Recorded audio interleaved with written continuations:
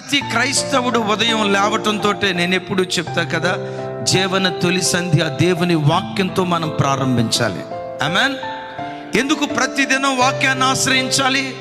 ఎందుకు వాక్యం దగ్గరికి వెళ్ళాలి? ఆ వాక్యాన్ని చదువుకుంటూ ఆ వాక్యముతో నిన్ను నీవు పరిశుద్ధపరుచుకోవాలి. ఆమేన్. ఆ వాక్యంతో నిన్ను నీవు పరిశుద్ధపరుచుకోవాలి.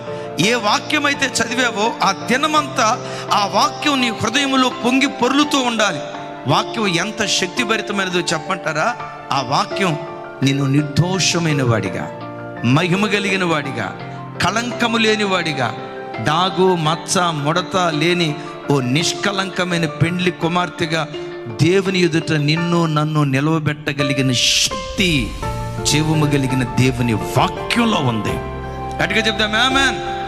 ఎప్పుడు హృదయ క్షేత్రాలు వాక్యం పొంగి ప్రవహిస్తూ ఉండాలి. ఒక అద్భుతం తెలుసా?